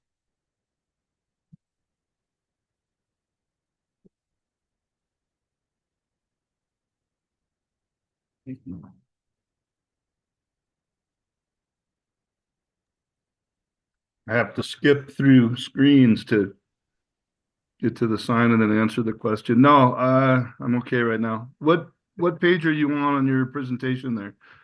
The last This one? is slide 8. Say it again. Slide 8. Got it.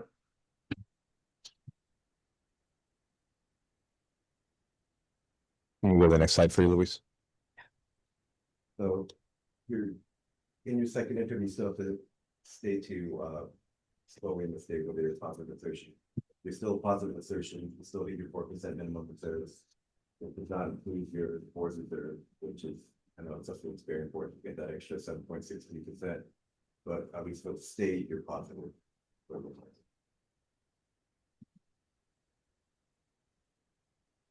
The other thing we did, after this slide, you don't have to go all the way through just to show.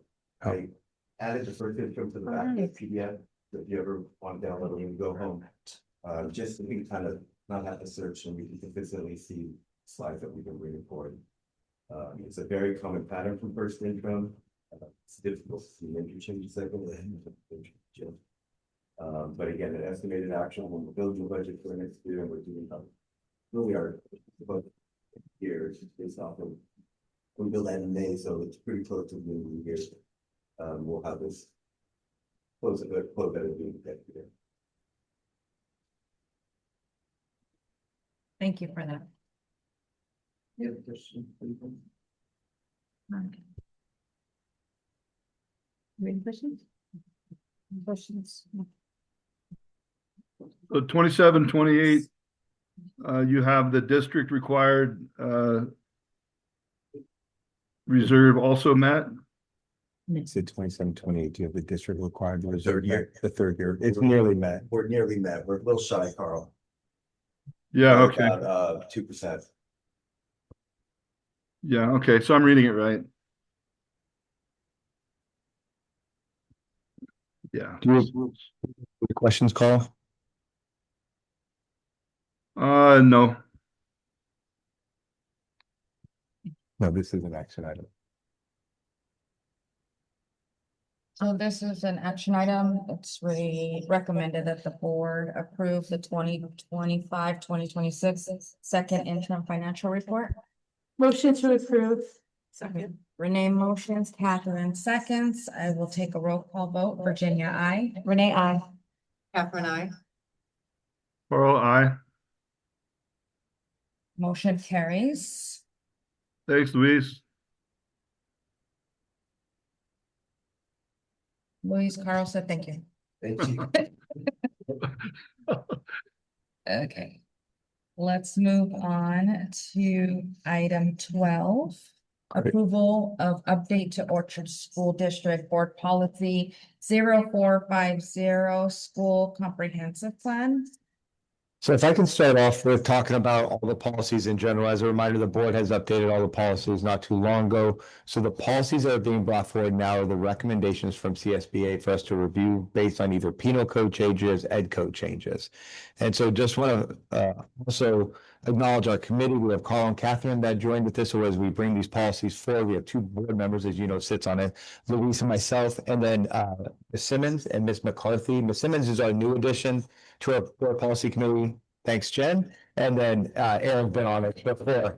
She's really excited about being on our committee.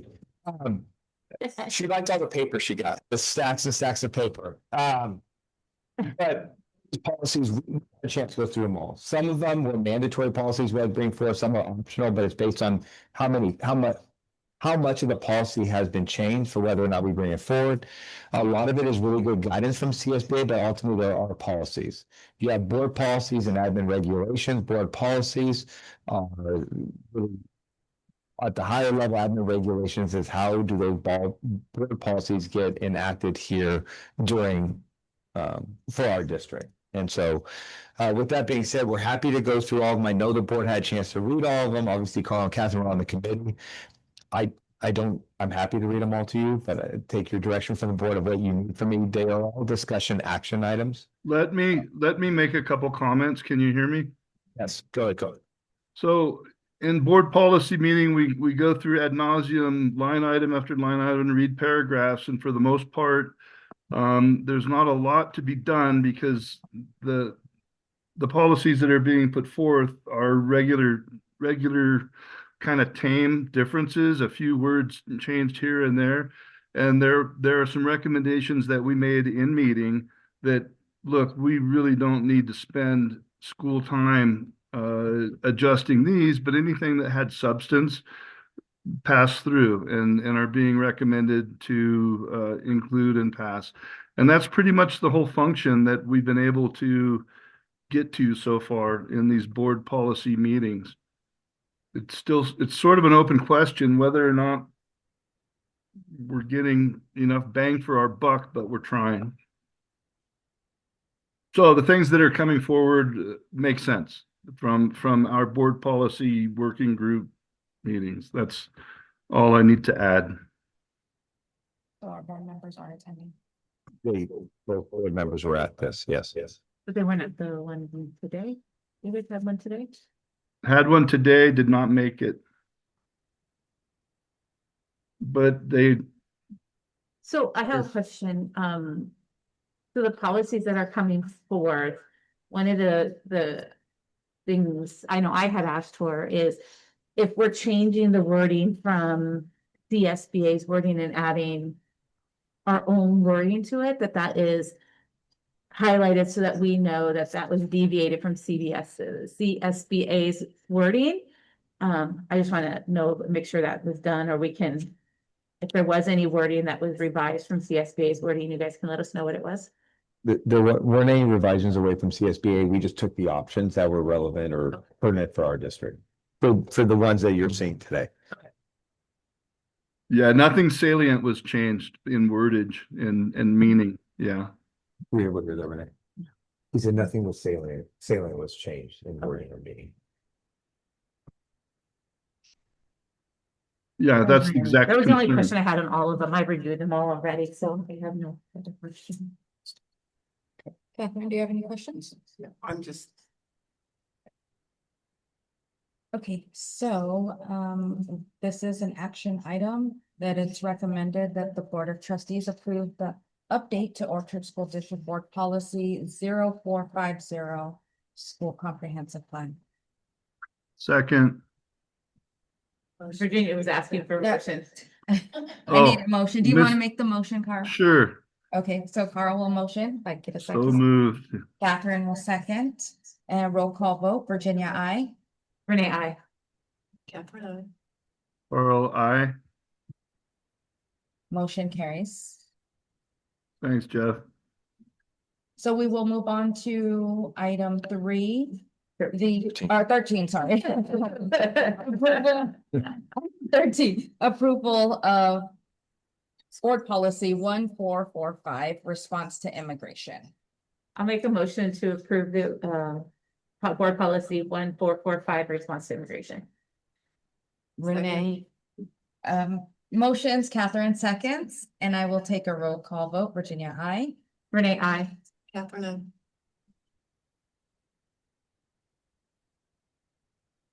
My screen came off. Carl. We hear you. Yeah, Carl. You can still hear me. Okay, Carl, I. Thank you. Motion carries. My screen go. Okay, moving on to item 14, approval of board policy 5125, student records. Motion to approve. Catherine motion Motion to approve board policy 51.5.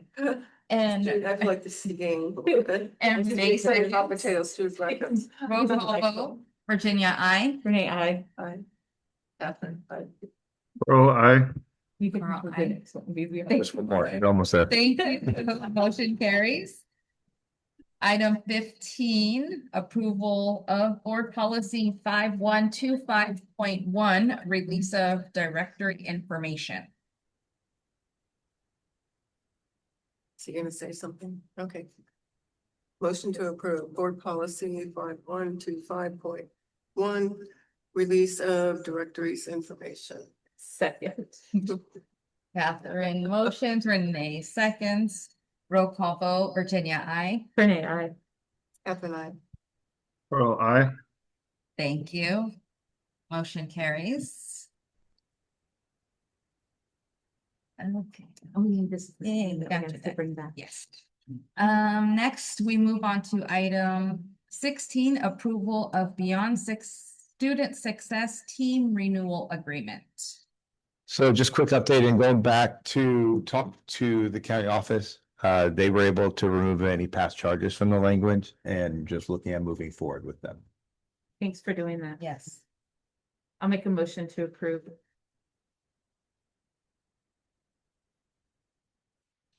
1 second. Okay, Renee motions, Catherine seconds.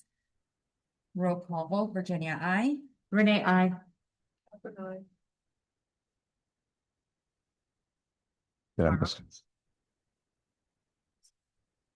Carl, do we, Mr. I, sorry. Or, okay. Did it not come through? It didn't come Carl, through, aye. sorry, Carl. Thank you, Carl. There we go. All right. Motion carries. Okay, agenda item 17. Memorandum of Understanding Counseling from Concordia. So this is just another one that we have an opportunity to bring staff in, or have our staff be able to support student teachers like we've had in the past, or speech therapists, but this is for school counseling. We currently don't have an MOU with Concordia University, but there's interest from a counselor to come work with our 2 counselors here on site. And so what we're bringing is a partnership or an MOU agreement to work with Concordia in what we've done, in what the board's approved on in the past. We have a candidate that would like to start here probably in April, pending board approval. And they would, and I'm sorry, they would work with both Cassie and Julia.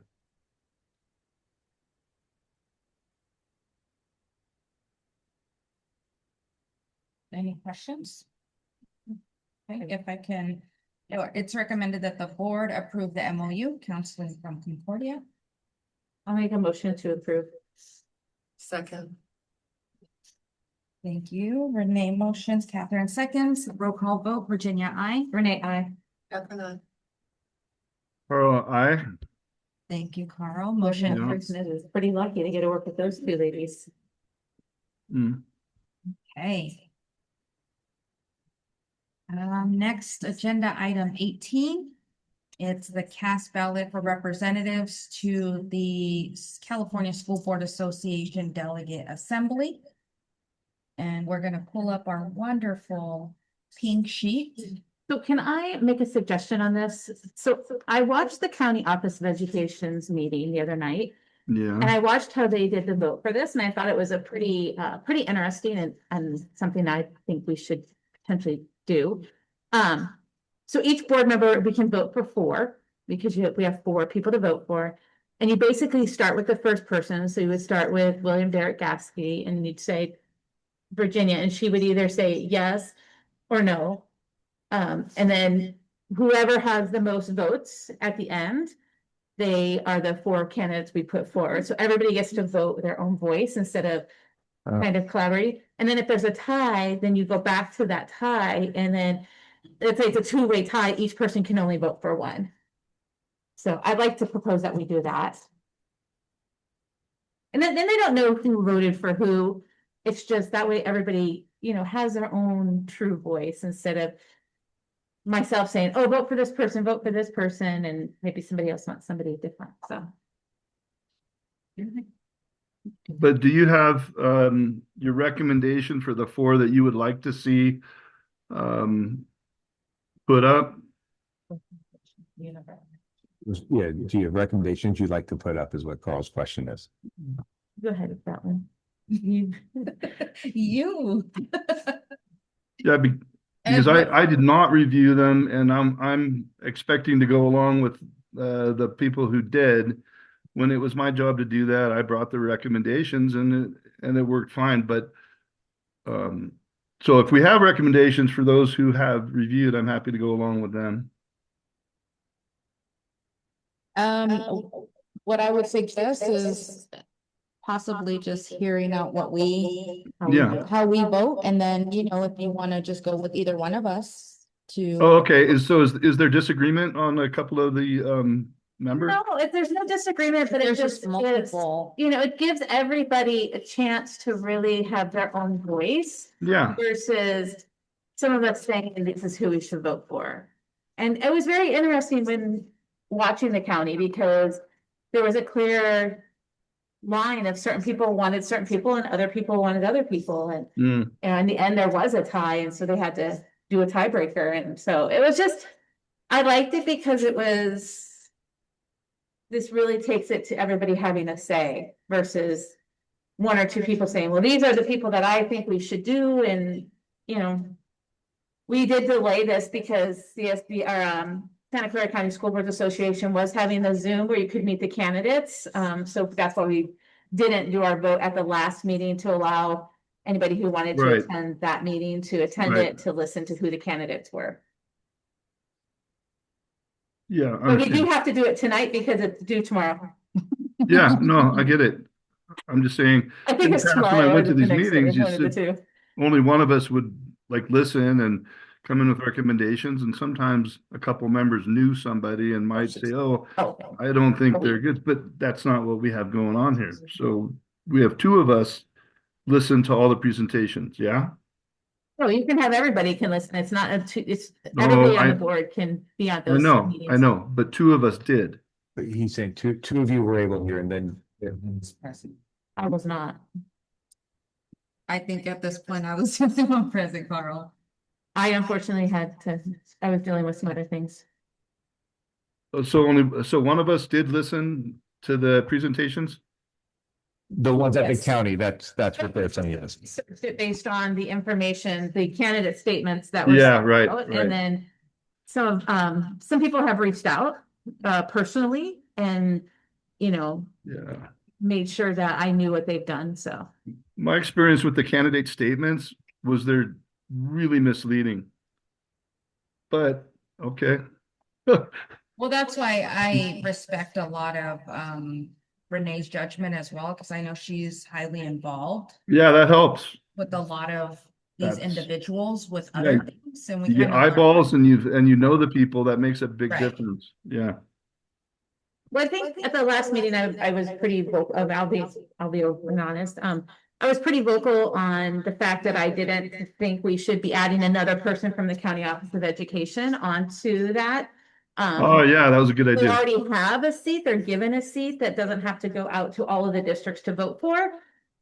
So if we decide we want to put, allow the County Office of Education to take one away from the local districts, then that would be a vote for Jessica Spicer, but if not, then the other 4 candidates would be my vote. And I have nothing against Jessica, she's an amazing person. No, but Just think that, you know, the county, they're given a seat. Why do we Yes. give them a second seat that our other members of the other districts could take? Yeah, that makes perfect sense. Oh, that's right. I'm sorry. There is an add-on, Carol, presents from Cambridge. For some reason, there was a error in hers getting on there. So for me, you know, Carol, my votes would have been Carol, Jody, I would say Isabel and Elizabeth would be my 4 votes. And I agree, I would have been Elizabeth, Isabel, Harold, and Jessica. However, Renee does make a good point with the county Office of Ed. Already owning one seat. Yes, so then I would, Do you Go want with someone Jody. from the county then? I vote with Renee. Carl said he votes with your slate, Renee. Yes. and I would as well. So the slate that I would recommend would be Elizabeth, Isabel, Jody, and Carol. Carol's name's not on here because she's a I know. write-in candidate. Okay. She's a Cambrian Yes. candidate? She's at Cambrian, yes. Yeah. You've met her before, Carl, quite a few times. Kathy has a lot of contact at Cambrian too. I really don't know the other people.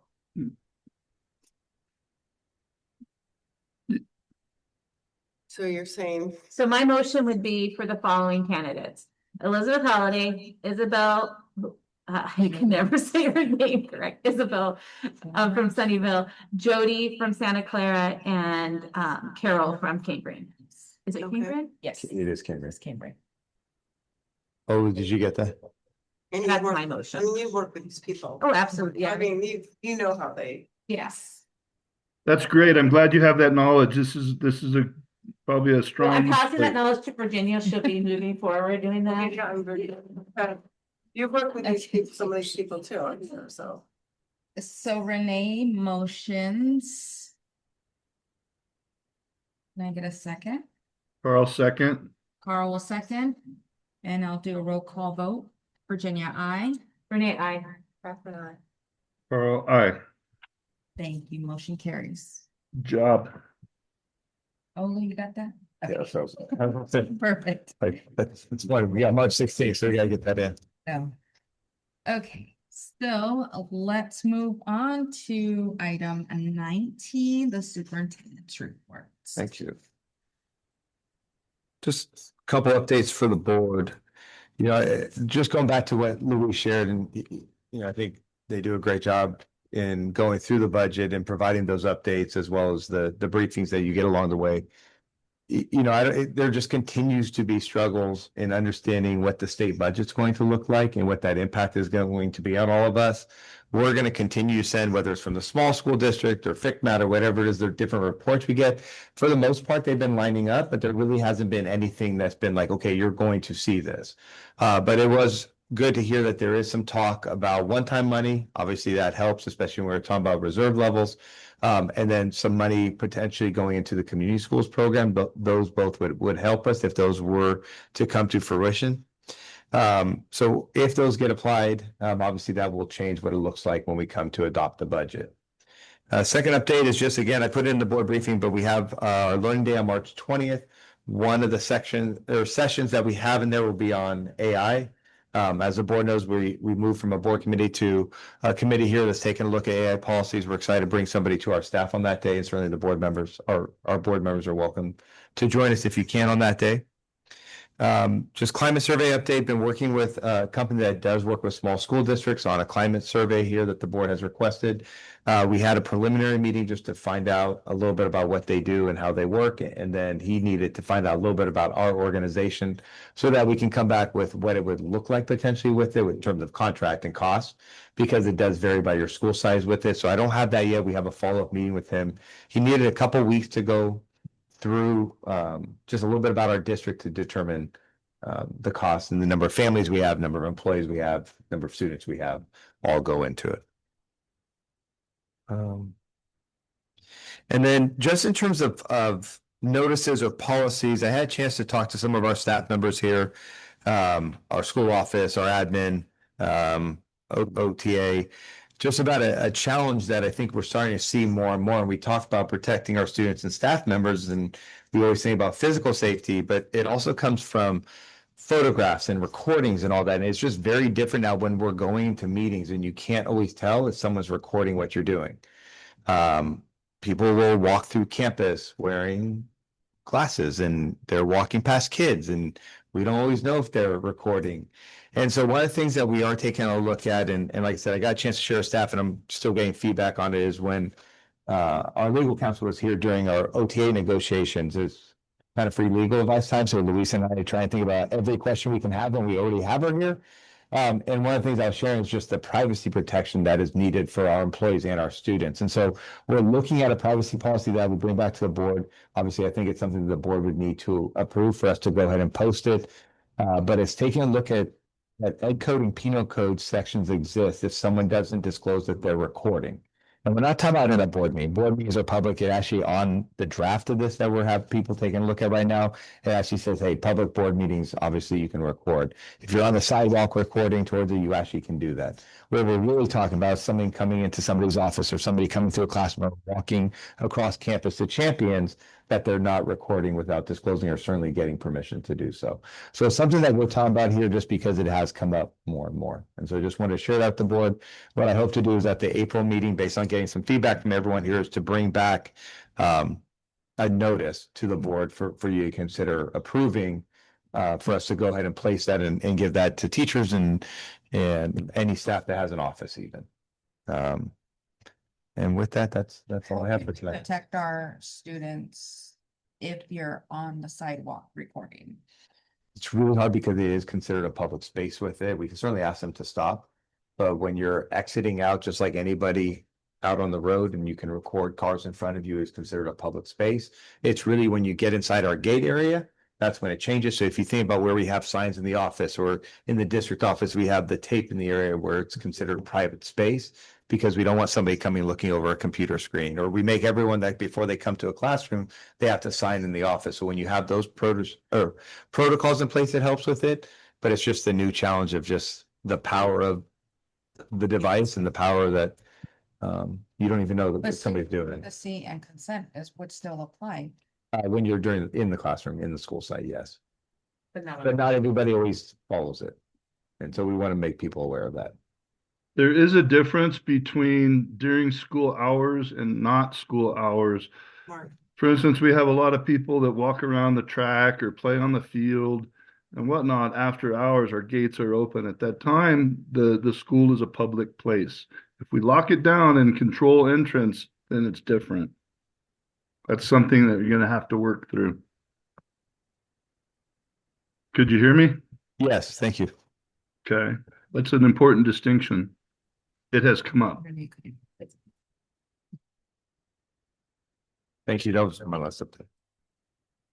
Okay, thank you. We'll move on to item number 20, future meetings and agenda items. So our next regular board meeting is Tuesday, April 21st, 2026. And does anyone have any future items? Can you bring up the spreadsheet? Or do you have it? It's not working. Let's get this.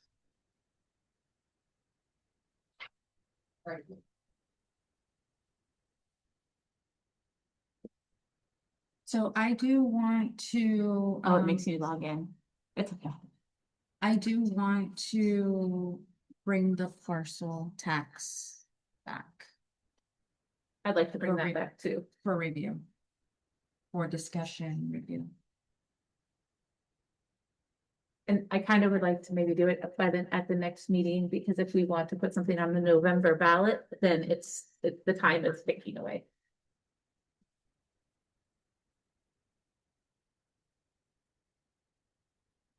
You say April meeting. April 21st. You can remove that one on Monday night and have it tonight, the celebration. Oh, thank you. And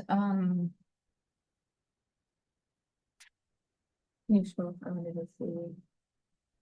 I also would like to review how we can save on locksmith. I know we're going to wait for itemize on where's the most cost. But if there's any other options, if going digital might people be can do an that now? option for instead of keys, like what are other options that we can save? I don't know, maybe keep touch pads. I don't know how often those break, things like that.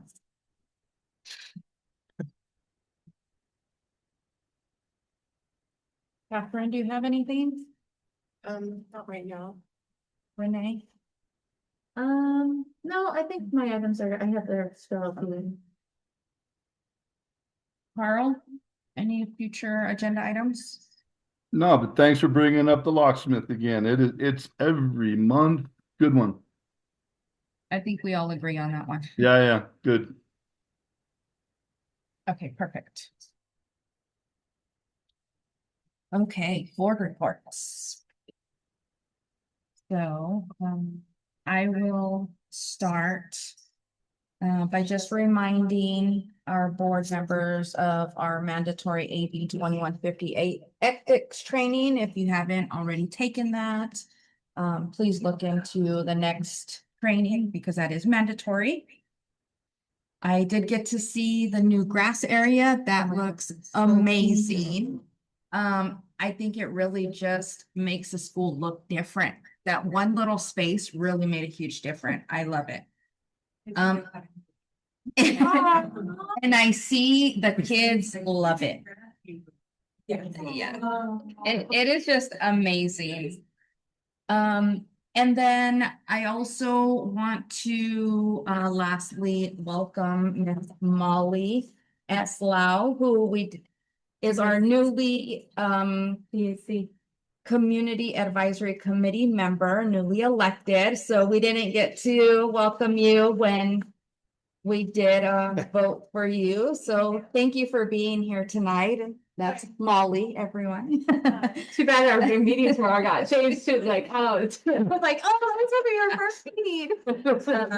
So welcome, and that was pretty much all I have.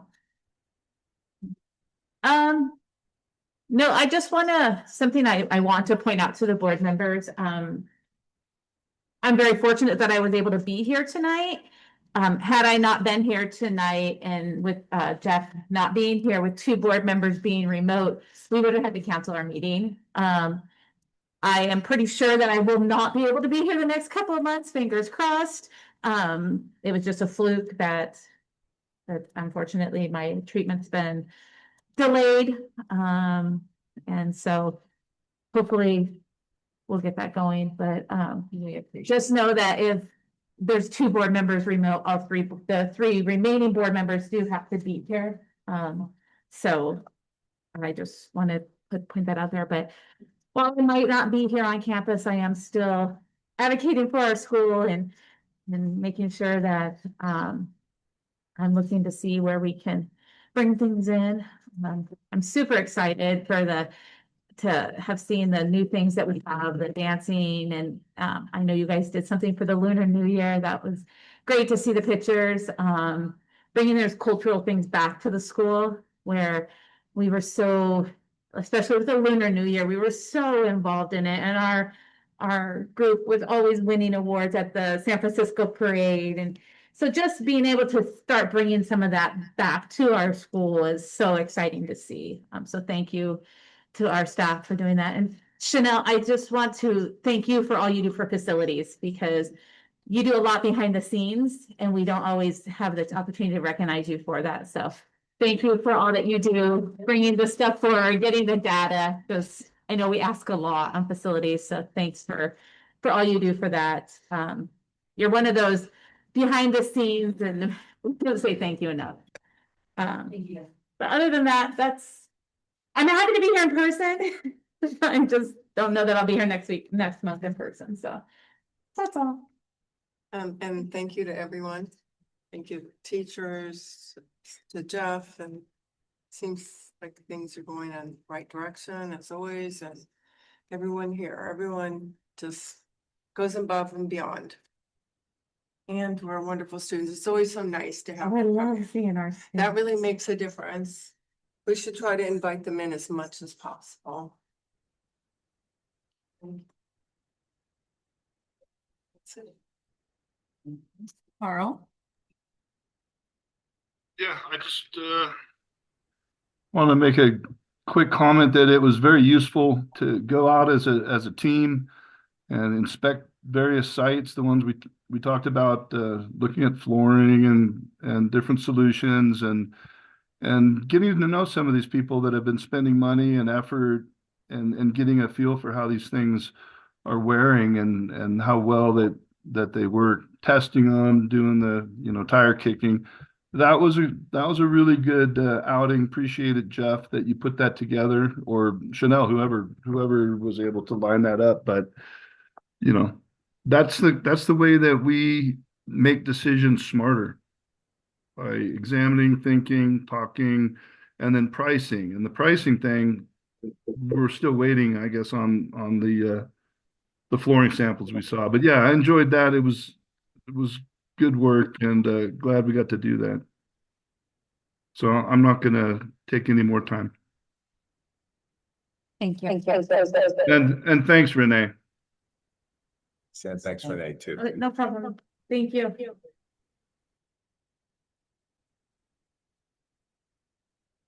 Well, that will conclude our open session. Thank you all for attending tonight. We are moving on to item 22, closed session.